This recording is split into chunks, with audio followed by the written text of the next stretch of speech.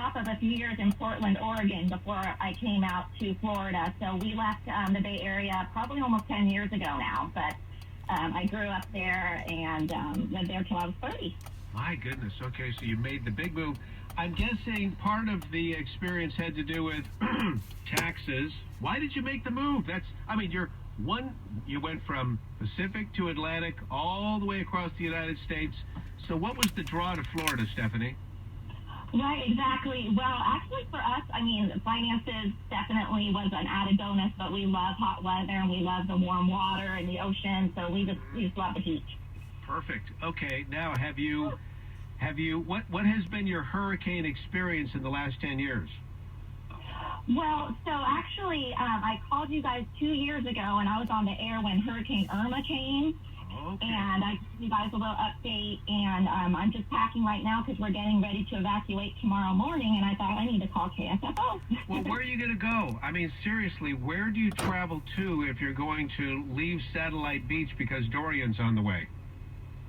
Right. Well, a lot of people are getting out of Florida entirely and going up to Georgia or, various other states around, but we have been going to Orlando for the past 2 hurricanes, and basically, Dorian is forecasted right now to hit possibly at a Category 4, but they're saying that by the time it gets to Orlando, it'll slow down enough to probably be about a 1. Mm-hmm. So being in a nice, sturdy hotel will be perfectly safe. Okay, so you're gonna bunker down in Orlando.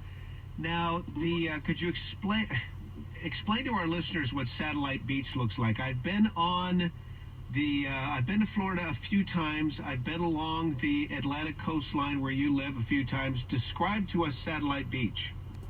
Okay, so Satellite Beach, the closest places most people have heard of is Cocoa Beach. So we're maybe about 15 minutes south of Cocoa Beach, and Cape Canaveral is also just a little further north than that. So that's what we're nearby. Satellite Beach is called a barrier island, so it's just a skinny little strip of land that's right along the ocean, and you have to go across a causeway. It's just a type of bridge to get over to it. Mm-hmm.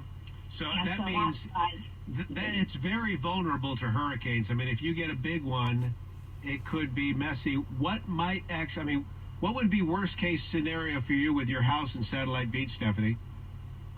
Worst case scenario would be if we get a lot of storm surge, there could be tons of flooding.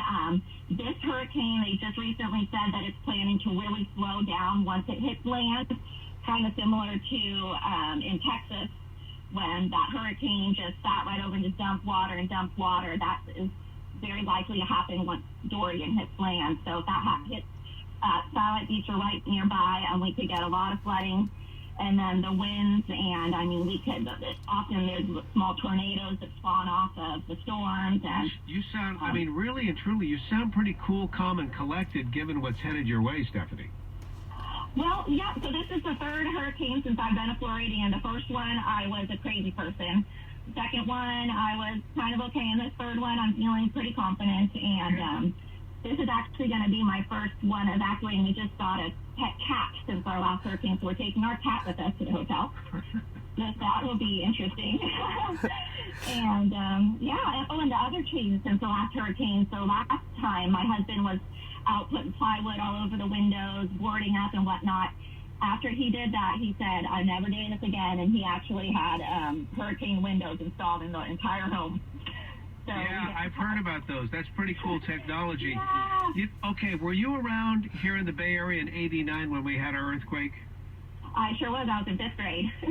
My goodness. So 5th grader, you remember, that thing hit, we had no warning. The only advantage to a hurricane is you get plenty of warning, right?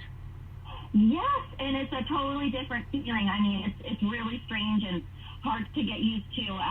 Some people kind of say a joke where it feels like you're getting stalked by a turtle.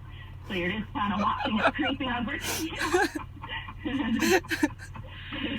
Okay, listen, you have to call us next week with the update. I want to hear what happened. Oh, wait, before you go, can you believe that the former Prime Minister of Canada actually is hoping, in a tweet, that Dorian hits Trump's Mar-a-Lago? Can you believe that? I can't believe it. It's not anything to joke about. It's really sick. Oh, gosh.